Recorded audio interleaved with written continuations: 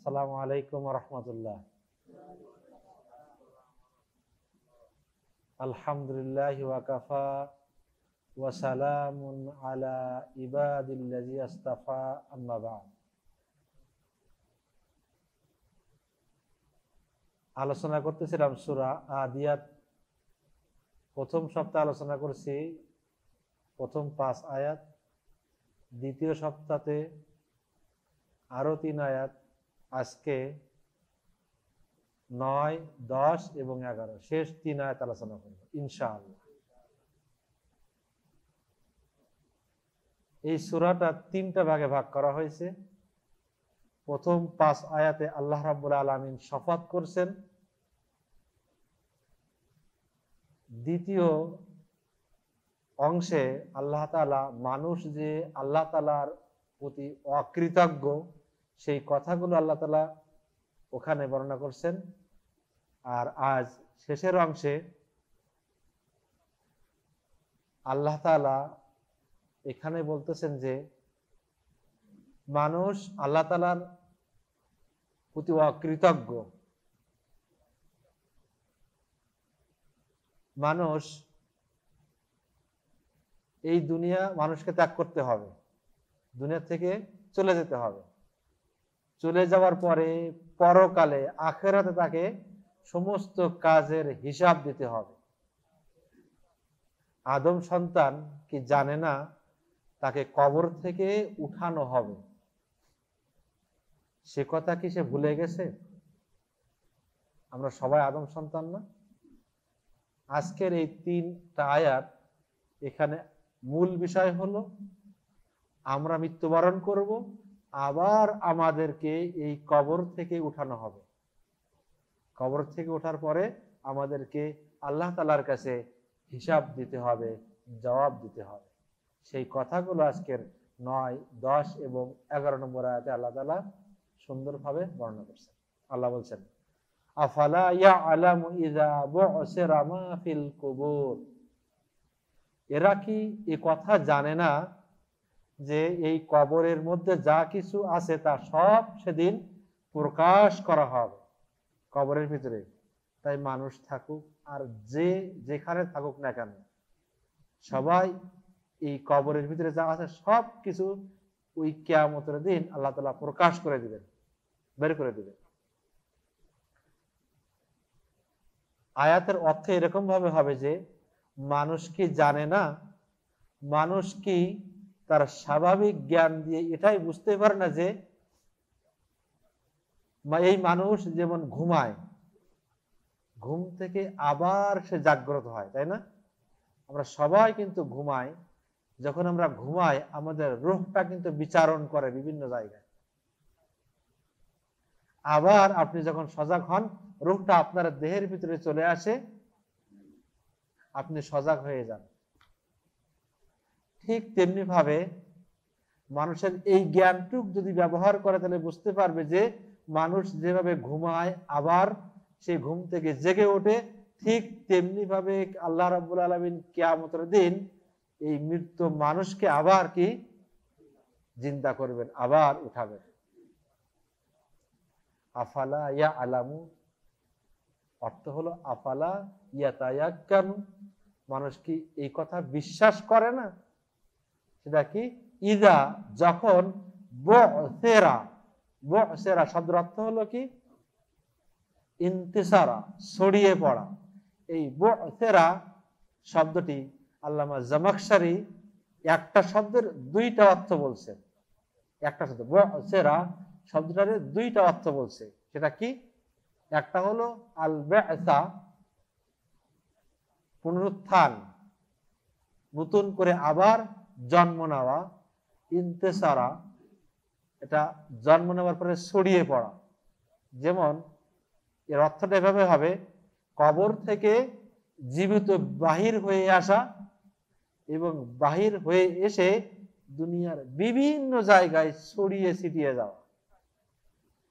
ইযা বু'সিরা, যখন তাকে পুনরুত্থান করা হবে তখন সে কবর থেকে উঠে বিভিন্ন জায়গায় ছড়িয়ে পড়বে। কিভাবে সেটা আল্লাহ বলছেন, দেখেন, ওয়াইযাল কুবুরু বু'সিরাত, যখন কবর থেকে মানুষদেরকে উঠানো হবে, মানুষদেরকে যখন কবর থেকে উঠানো হবে, এরপরে আল্লাহ বলছেন অন্য জায়গায়, ইয়াউমা ইয়াখরুজুনা মিনাল আজদাসি সিরাআন, সেদিন যখন তারা নিজ নিজ কবর থেকে বের হয়ে আসবে। কোন দিন? সেই কিয়ামতের দিন। প্রত্যেকেই আমরা যাকে যেখানে কবর দেওয়া হয়েছে ওই কবরের জায়গা থেকে প্রত্যেকেই নিজের কবর থেকে উঠে কি করবে? দ্রুত গতিতে হাসরের ময়দানের দিকে চলতে থাকবে। প্রত্যেকেই আমরা যেখানে আমাদেরকে কবর দেওয়া হয়েছে, দাফন করা হয়েছে, ওখান থেকে ওই কবর থেকে উঠেই আমরা সবাই হাসরের ময়দানের দিকে দ্রুত যেতে থাকবো। কিভাবে সেটা আল্লাহ বলছেন, কান্নাহুম জারাদুম মুনতাসির, সেদিন তারা কবর থেকে এমন ভাবে বেরিয়ে আসবে মনে হবে তারা বিক্ষিপ্ত পঙ্গপালের মতো ছড়িয়ে ছিটিয়ে আসে। কারা? আমরাই মানুষ। কিন্তু আমাদের ভিতরে অনেক মানুষ আছে তারা মনে করে আমরা মারা যাব, মাটির সাথে মিশে যাব, মাটির সাথে মিশে গেলে তাকে আর খুঁজে পাওয়া যাবে না, তাকে আর বের করা যাবে না। এটা অনেক কঠিন কাজ। আসলে এই কাজটা কি অনেক কঠিন আল্লাহ তাআলার কাছে? না, এই কাজটা আল্লাহ তাআলার কাছে খুবই সহজ একটা কাজ। আল্লাহ তাআলার কাছে এটা কঠিন কাজ না। আল্লাহ রাব্বুল আলামিন প্রতিটা মানুষকে আবার জীবিত করবেন, সেই কথাগুলো আল্লাহ তাআলা বলতেছেন। দেখেন, ওয়াল্লাহুল্লাযী আরসালা রিয়াহা ফাতুসিরু সাহাবান ফাতুসকাহু ফাসুকনাহু ইলা বালাদিন মাইয়িতিন ফাহাইনা বিহিল আরদ বা'দা মাউতিহা কাযালিকান নুশুর। আল্লাহ তাআলা তোমাদের জন্য বায়ু প্রেরণ করছেন, বায়ু, বাতাস প্রেরণ করছে। এই বাতাসে কিন্তু মেঘকে এক স্থান থেকে অন্য জায়গায় কি নিয়ে যায়, অথবা এই মেঘ থেকে বৃষ্টি বর্ষণ করে মৃত জমিনকে আবার জীবিত করে ফেলে। আল্লাহ বলতেছেন এই মৃত জমিনকে যেভাবে আমি জীবিত করে ফেলি মেঘের বৃষ্টির দ্বারা, ঠিক তেমনি ভাবে তোমাদেরকেও কি আবার জীবিত করব। চৈত্র মাসে যখন বিলে দেখছেন ফেটে যায় না, পানি শুকায় বিল একবার ফেটে চৌচির হয়ে যায়, তখন ঘাস থাকে? ঘাস থাকে না। আবার যখন আষাঢ় মাসে বৃষ্টি হয় ওই ফাটা জমিন থেকে আস্তে আস্তে কিন্তু ওই ঘাসের বীজ অঙ্কুর আবার বের হয়, আবার মাঠ ভরে যায়। আল্লাহ বলতেছেন এভাবেই আমি তোমাদেরকে আবার জীবিত করব কিয়ামতের দিন। কখন সেটা? সে কথা বলছে আল্লাহ তাআলা, ওয়া নুফিকা ফিস সূরি ফাইযা হুম মিনাল আজদাসি ইলা রাব্বিহিম ইয়ানসিলুন, যখন সিংহায় ফুঁক দেওয়া হবে, সিংহায় ফুঁক দেওয়া হবে, তখন সবাই কবর থেকে উঠে তাদের প্রতিপালকের দিকে আল্লাহ তাআলার কাছে ছুটতে থাকবে। সিংহায় ফুঁক কবার দেওয়া হবে? হ্যাঁ, 3 বার দেওয়া হবে। প্রথম ফুৎকার দিলে সব ধ্বংস হয়ে যাবে, শেষ হয়ে যাবে। দ্বিতীয় ফুৎকার যখন দিবে তখন কি হবে? আবার সবাই জীবিত হবে। তৃতীয় ফুৎকারের সাথে সাথে সবাই কি হাসরের ময়দানে দিকে ছুটতে থাকবে। আল্লাহ রাসূল বলতেছেন, আন আবি হুরায়রা রাদিয়াল্লাহু তাআলা আনহু قال رسول الله صلى الله عليه وسلم ما بين نفقتين 40, 2 ফুৎকারের মাঝখানের সময় হলো 40। قالوا ইয়া আবা হুরায়রা, সাহাবায়ে কিরাম জিজ্ঞাসা করতেছেন, হে আবু হুরায়রা, দুই ফুৎকারের মাঝখানের সময়টা তুমি বললে যে 40 সংখ্যাটা উল্লেখ করছো, এটা কি 40টা দিন? আরবাউনা ইয়াওমান, এটা কি 40 দিন? ক্বালাত আবিতু, আবু হুরায়রা বলতেছেন যে আমি জানি না, অস্বীকার করল। ক্বালু, সাহাবায়ে কিরাম জিজ্ঞাসা করতেছেন, আরবাউনা শাহরান, দুই ফুৎকারের মাঝখানের সময় কি 40 মাস? আবারও আবু হুরায়রা বলতেছেন, ক্বালা আবিত, আমি জানি না। ক্বালু, সাহাবায়ে কিরাম আবার জিজ্ঞাসা করলো, আরবাউনা সানা, দুই ফুৎকারের মাঝখানের সময় কি 40 বছর? ক্বালাত আবিতু, আবার আবু হুরায়রা বলতেছেন আমি জানি না। সুম্মা, অথবা কিছুক্ষণ পর হতে পারে, অনেক পরে হতে পারে। সুম্মা, তারপর আবু হুরায়রা বলতেছেন, ইউনাজ্জিলুল্লাহু মিনাস সামাই মাআন, এর পরেই আবু হুরায়রা বলতেছেন আকাশ থেকে কি হবে? বৃষ্টি নাজিল হবে, বর্ষণ করা হবে। ফায়ামবুতুনা কামা ইয়ামবুতুল বাকলু, এই বৃষ্টি বর্ষণ করার পরে উদ্ভিদ যেমন কি হয় ওঠে, মানুষও ঠিক সেভাবেই উঠবে। সিংহায় যখন দ্বিতীয়বার ফুঁক দেওয়া হবে তখন কিন্তু মানুষ আবার জীবিত হবে, উঠে যাবে। এরপর রাসূল বলতেছেন কোথা থেকে জীবিত হবে? যেহেতু বৈজ্ঞানিকরা বলতেছে যে মানুষ মারা যাওয়ার পরে 25 বছর পর্যন্ত তার কিছু না কিছু থাকে, তারপরে সামান্য একটা অংশ থাকে না। আল্লাহ রাসূল সে কথাটাই বলছেন, ক্বালা ওয়ালাইসা মিনাল ইনসানি শাইউন, মানুষের আর কোনো কিছু কি থাকে না, অবশিষ্ট থাকে না, ইল্লা ইয়াবলা ইল্লা আযামান ওয়াহিদান, একটা হাড্ডি ছাড়া। মানুষ মারা যাওয়ার পরে সব কি হয়ে যায়? ধ্বংস হয়ে যায়, একমাত্র একটা হাড্ডি ছাড়া। ফাহুয়া আযবুন যাবদি ওয়া মিনহু ইউরকাবু আল খালকু ইয়াউমাল কিয়ামা, এই একটি হাড্ডি থেকে আবার কি হবে? জিন্দা হবে। ওই হাড্ডা মেরুদণ্ডর, এখানে মেরুদণ্ডের একটা অংশ, মেরুদণ্ডের নিচের একটা ছোট্ট একটা অংশ অবশিষ্ট থেকে যায়। ওই ছোট্ট একটা অংশ থেকে আবার কি হবে? মানুষ জিন্দা হবে কিয়ামতের দিন, যখন ইসরাফিল আলাইহিস সালাতু ওয়াস সালাম দ্বিতীয়বার সিংহায় ফুৎকার দিবেন। কথা বোঝা গেছে? তাহলে আফালা ইয়ালামু ইযা বুসিরা মা ফিল কুবুর, মানুষ কি জানে না যখন তাকে কি করা হবে? কবর থেকে আবার বের করা হবে। তারপর আয়াত আল্লাহ বলছেন 10 নম্বর আয়াতে, ওয়া হুসিলা মা ফিস সুদূর, এবং এই মানুষের অন্তরে হুসিলা, সে কি প্রকাশ পাবে? মা ফিস সুদূর, এই মানুষের অন্তরে যা ছিল সেদিন তা সব প্রকাশ পাবে। মানুষের কোথায়? অন্তরে। অর্থাৎ মানুষের বুকের ভিতরে লুকিয়ে রাখা যা আছে সব কিছু সেদিন বের করে আনা হবে। আপনার আমার হৃদয়ের ভিতরে অনেক কিছু লুকানো আছে না?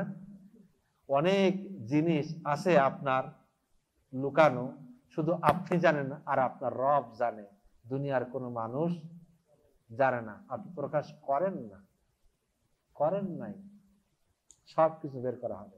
হুসিলা শব্দের অর্থ হলো উবরেজা, প্রকাশিত হবে, প্রকাশ করা হবে। কি প্রকাশ করা হবে? মা ফিস সুদূর, তার অন্তরের ভিতরে যা আছে সব প্রকাশ করা হবে। কাদের? আমাদের, সবার। প্রত্যেক মানুষের অন্তরের ভিতরে যা আছে সব কি হবে? প্রকাশ করা হবে। তাহলে অন্তরের ভিতরে কি লুকায় আছে? অন্তরের ভিতরে লুকায় থাকে নিয়ত।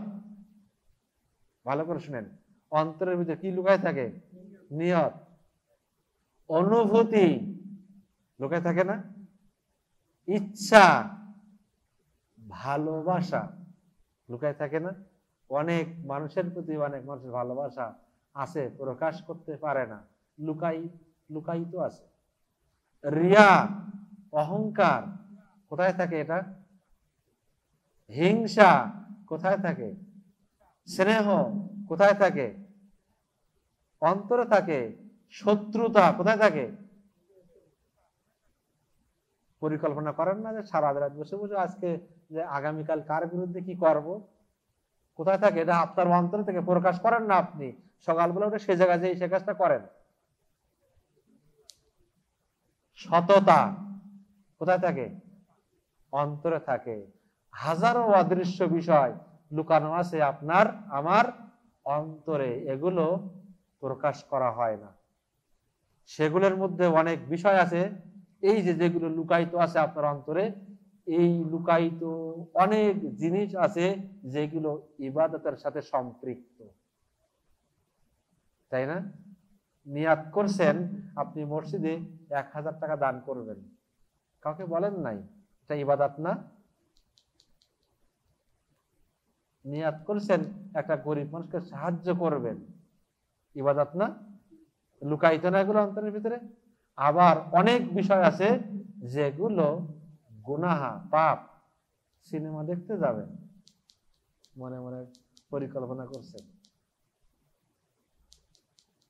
পাপ না এটা? অমুক মেয়ের সাথে কথা বলবেন, পরিকল্পনা করছেন, নিয়াত করে রাখছেন, ওটা অন্তরের ভিতরে আছে আপনার। তাকে ক্ষতি করবেন, অমুক ভাইকে আপনি ক্ষতি করবেন, পরিকল্পনা আটকে ফেলছেন আপনি। অন্তরে না এটা? পাপ না এটা?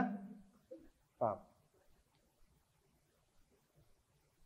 ইবনে আব্বাস বলতেছেন প্রত্যেক মানুষের অন্তরে যতগুলো বিষয় লুকায়িত আছে ওই কিয়ামতের দিন সেদিন সব কি হবে? প্রকাশ করা হবে। অনেকে মনে করেন যে হৃদয়ের ভিতরে যা আছে সেগুলো লুকায়িত, সেটা কেউ জানে না। আসলে জানে? কেউ কিন্তু জানে না। আপনার আমার অন্তরের ভিতরে যা আছে কেউ জানে? কেউ কিন্তু জানে না, সেগুলো লুকায়িত। এগুলো কোনোদিন প্রকাশ পাবে না। এটা ভুল প্রমাণ, ভুল কথা।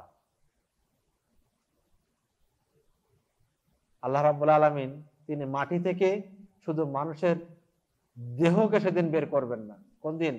কিয়ামতের দিন শুধু মানুষের দেহকে বের করে আনবেন না, সাথে সাথে মাটির দেহের সাথে, মাটির দেহের থেকে যেসব এই দেহের ভিতরে যে অদৃশ্য বিষয়গুলো রয়ে গেছে, মনের গহীনে লুকায়িত যে চিন্তা, চেতনা, ধারণা, অনুমান, সকল গোপনীয় বিষয় যেগুলো আপনার অন্তরের ভিতরে রয়ে গেছিল, সমস্ত অদৃশ্য বিষয়গুলো সেদিন বের করে আনা হবে। যেই বিষয়গুলো দুনিয়া তো আপনি প্রকাশ করেন নাই, শুধু আপনার অন্তরের ভিতরে ছিল, সেই বিষয়গুলো কিয়ামতের দিন আল্লাহ রাব্বুল আলামিন আপনার দেহের সাথেও সেই বিষয়গুলো বের করে আনবেন।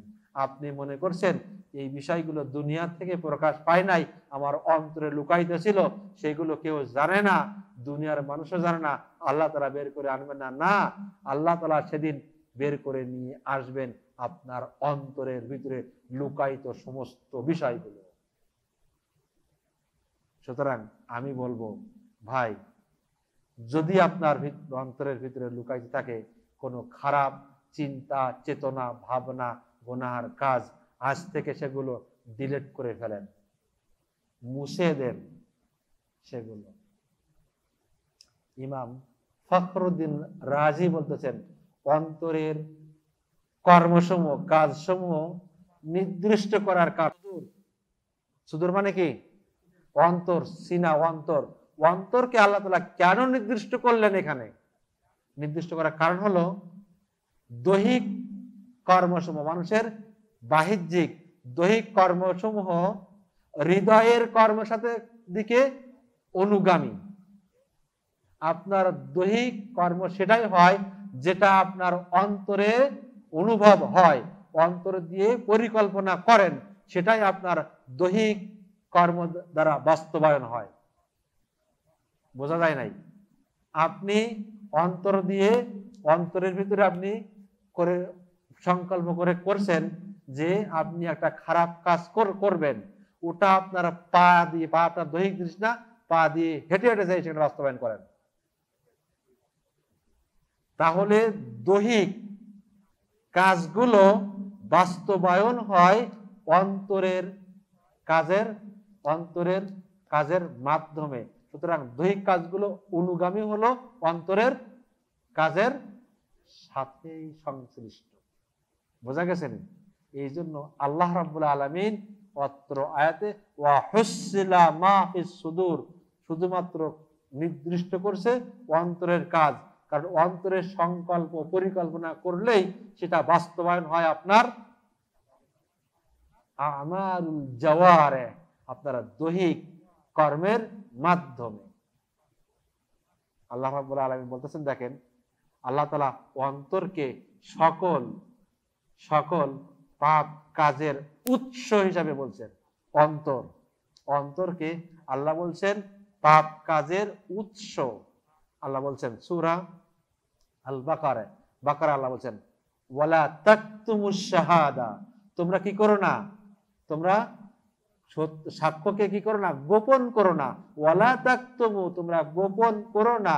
আর শাহাদা, সাক্ষ্যকে, সাক্ষী গোপন করো না।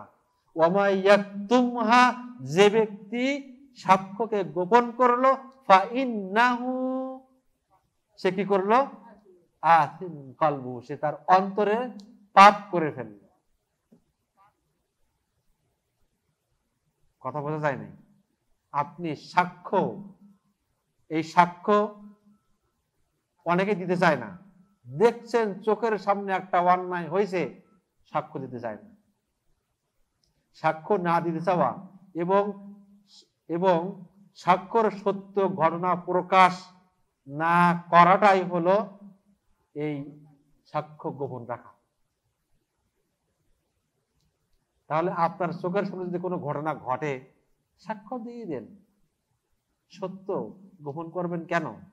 আপনি যদি সত্য গোপন করেন, মনে করবেন যে আপনার অন্তরটা পাপ হয়ে গেছে, পাপিষ্ট, পাপের সাথে সংশ্লিষ্ট হয়ে গেল। আল্লাহ দেখেন আবার বলতেছেন অন্য আয়াতে, ভালো কাজের উৎস হলো এই অন্তর। এই হৃদয়টা খারাপ কাজেরও উৎস, আবার এই হৃদয়টা ভালো কাজেরও উৎস। আল্লাহ বলছেন ইন্নামাল মুমিনুনাল্লাযীনা ইযা যুকিরাল্লাহু ওয়াজিলাত কুলুবুহুম, যখন মুমিন তারাই, যখন তাদের সামনে আল্লাহ তাআলার নাম উচ্চারণ করা হয়, আল্লাহ তাআলার কোরআনের আয়াত তিলাওয়াত করা হয়, তখন তাদের অন্তরটা কেঁপে ওঠে। আল্লাহ তাআলা সূরা হজ্জে আল্লাহ বলছেন আল্লাযীনা ইযা যুকিরাল্লাহু ওয়াজিলাত কুলুবুহুম, যখন মানুষের সামনে আল্লাহ তাআলার আয়াত তেলাওয়াত করা হয়, আল্লাহ তাআলার কথা স্মরণ করা হয়, তখন মানুষগুলোর অন্তরটা কেঁপে ওঠে, কি ভয়ে কেঁপে ওঠে। দেখেন এখন আলোচনা করতেছি না, সবার অন্তরটা সফট। এখন ঈমানটা বৃদ্ধি হচ্ছে। কোরআনের আয়াত শুনলে, ভালো কথা শুনলে, তখন মনে হয় ভালো কাজ আরো করি, ভালো কাজের প্রতি উৎসাহিত হয় মানুষ। এটা ভালো কাজের উৎস। মানুষের বাহ্যিক দিকটা দুনিয়াতে প্রকাশিত হয়ে থাকে, আমাদের বাহ্যিক দিকটা কিন্তু প্রকাশ হয়, ভিতরের দিকটা কি হয় না, প্রকাশ হয় না। আমাদের বাহিরের একটা অংশ, ভিতরের একটা অংশ। বাহিরেরটা সবাই আমরা দেখতে পাই, কিন্তু ভিতরের অংশটা আমরা কেউ দেখতে পাই না। এমনকি মুনাফিকও খাঁটি মুসলমানের মতো আচরণ করে, অভিনয় করে। মুনাফিক, খাঁটি মুনাফিক, সেও খাঁটি মুসলমানের মতন কি করে? আচরণ করে, তাই না? মুনাফিক ও মুসলমানের মতন মসজিদে যেয়ে কি করে? সালাত আদায় করে। সে কিন্তু মুনাফিক, মুসলমানের মতো আচরণ করতেছে না।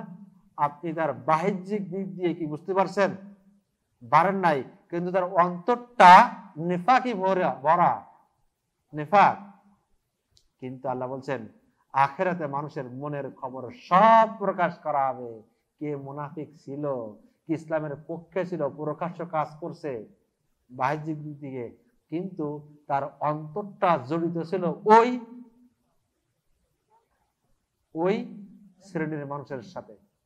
অনেক মানুষ আছে না এখন, তারা ইসলামের সাথে আছে, কিন্তু এখনো তাদের অন্তরটা ওদের সাথে।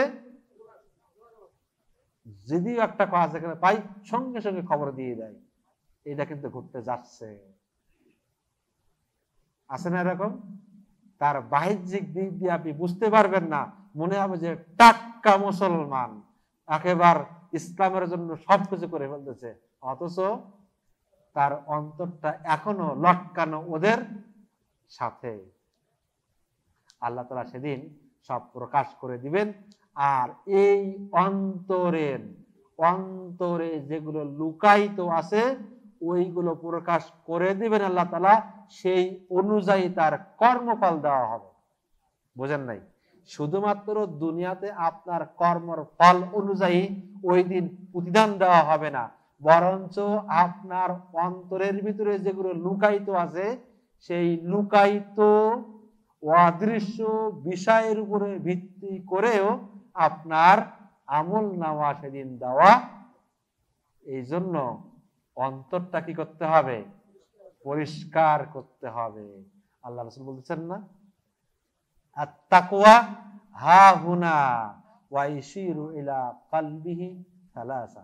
এর রাসূল দেখাই দিয়েছেন, ইজা সালুফাত সালুফাল জাসাদু কুল্লু, যদি এই অন্তরটা পরিষ্কার হয়ে যায় সমস্ত বডি পরিষ্কার হয়ে যাবে।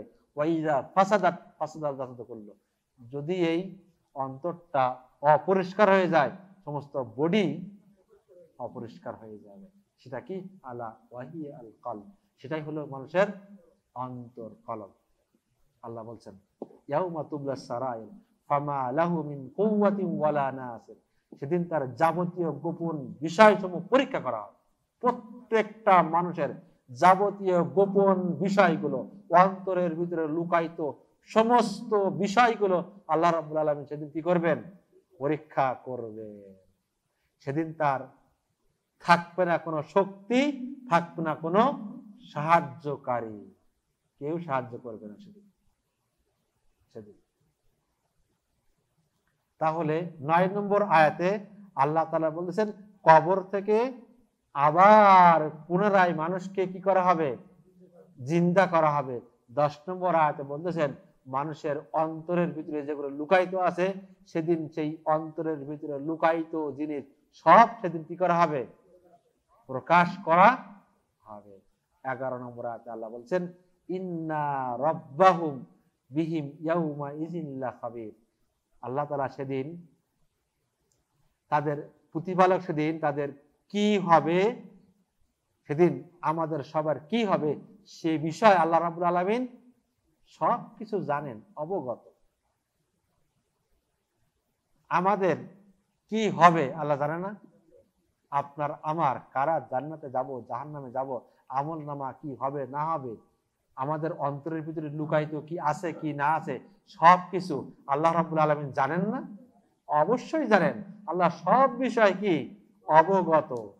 ইন্না, নিশ্চয়, রব্বাহুম, তাদের প্রতিপালক। কাদের প্রতিপালক? আমাদের এই মানব জাতির প্রতিপালক। ইয়াউমা ইজিন, ইয়াউমা ইজিন অর্থ হলো ইয়াউমুল হিসাব ওয়াল জাযা, হিসাব এবং প্রতিদানের দিন।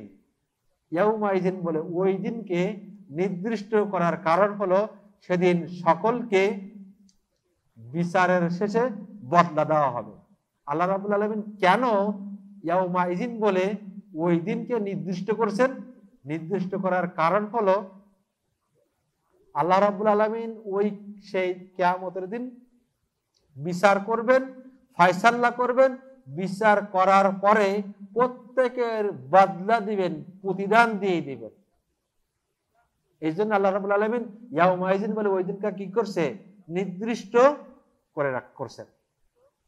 ইয়াউমাইজিন শব্দ, ইয়াউমাইজিন অর্থ হলো বিনিময় দাতা। আল্লাহ তাআলা সেদিন সকলের প্রত্যেক মানুষের সকল কর্মকাণ্ডের যথোপযুক্ত প্রতিদান, প্রতিফল সেদিনকে দিয়ে দিবেন, বিনিময় সেদিন দিয়ে দিবেন। লা খাবির ইন্নাহু খাবিরুন ইয়াউমাইজিন, তিনি ওই দিন সম্পর্কে সম্পূর্ণ অবগত, সম্পূর্ণ বিষয় সম্পর্কে আল্লাহ রাব্বুল আলামিন জানেন। অত্র আয়াত আল্লাহ বলছেন না, ইন্না রাব্বাহুম বিহিম ইয়াউমাইজিন লা খাবির। খাবির শব্দের অর্থ হলো আল্লাহ তাআলা তাদের গোপন কথা, কাদের, আমাদের, তাই না, সমস্ত মানব জাতির গোপন কথা, তাদের অন্তরের চিন্তা ভাবনা এবং তাদের কাজ কর্ম সম্পর্কে তিনি সেদিন জানেন এবং সেই অনুযায়ী তাদের প্রতিদান দিবেন। আল্লাহ তাআলা আপনাদের আমাদের অন্তরের গোপন বিষয় সম্পর্কে জানেন, আমাদের অন্তরের গোপন চিন্তা ভাবনাও আল্লাহ তাআলা জানেন, আমাদের অন্তরের কাজ কর্ম সম্পর্কেও জানেন। সেই অনুযায়ী কিয়ামতের দিন আমাদের কি দেওয়া হবে, প্রতিদান দেওয়া হবে। আপনি দুনিয়াতে অনেক ভালো কাজ করছেন, কিন্তু আপনার অন্তরটা ছিল নোংরা, বোঝেন নাই। আপনি সালাত আদায় করতেন, আপনি সিয়াম পালন করতেন, আপনি হজও করছেন, আপনি যাকাতও দিতেন, কিন্তু আপনার অন্তর ছিল নোংরা। কিয়ামতের দিন আল্লাহ রাব্বুল আলামিন শুধু আপনার এই বাহ্যিক আমল দেখে আপনার প্রতিদান দিবেন না, বরং আল্লাহ তাআলা আপনার অন্তরটাও কি করবেন, দেখবেন। দেখার পরে আপনার কি করবেন, সেই অনুযায়ী আল্লাহ তাআলা আপনার বিনিময় দিবেন, প্রতিদান দিবেন। সুতরাং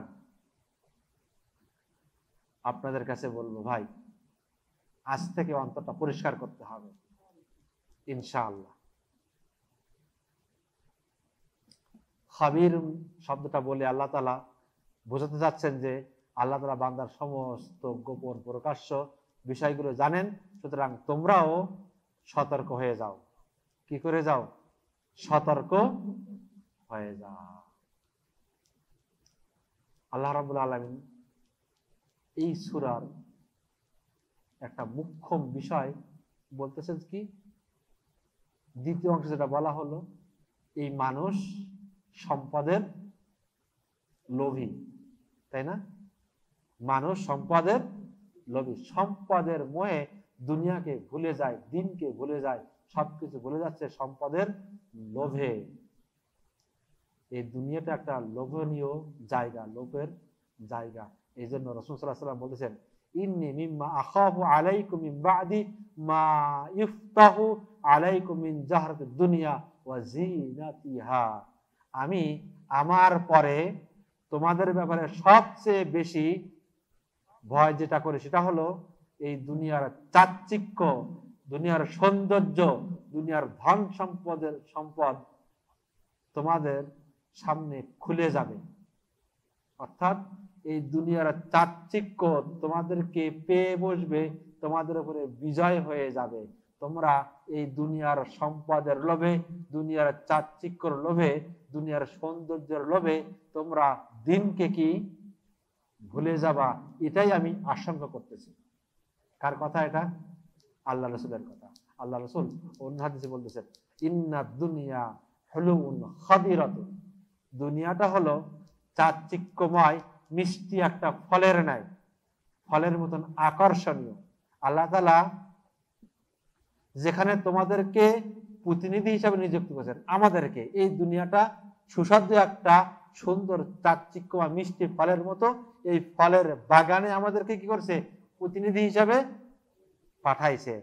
তিনি লক্ষ্য করতেছেন যে আমরা কিভাবে কাজ করি, ফলগুলো সব খেয়ে ফেলবো না আমরা ভালো কাজ করব, অন্যায় ভাবে ফলগুলো খাবো না সৎভাবে আমরা ওই ফলগুলো আহরণ করব, জোগাড় করব, আমাদের কাছে ওই ফলগুলো নিয়ে আসবো হালাল ভাবে না হারাম ভাবে, আল্লাহ দেখতে চাচ্ছেন সেটা। আল্লাহ রাসূল বলেছেন তোমরা দুনিয়াতে এই নারী সম্পর্কে, নারী এবং দুনিয়া সম্পর্কে সতর্ক থাকো। দুইটা বিষয় আল্লাহ সতর্ক করেছেন, একটা হলো দুনিয়া আর একটা হলো নারী। সতর্ক করে গেছেন, একটা দুনিয়া আর একটা হলো নারী, দুইটা বিষয় আল্লাহ রাসূল সতর্ক করেছেন। কারণ বনি ইসরাইলদের মাঝে সর্বপ্রথম যে বিষয়টা নিয়ে ফিতনা বাঁধে সেটাই হলো নারী। নারীদের কারণে সর্বপ্রথম বনি ইসরাইলদের মাঝে ফিতনা শুরু হয় এই নারীর কারণে।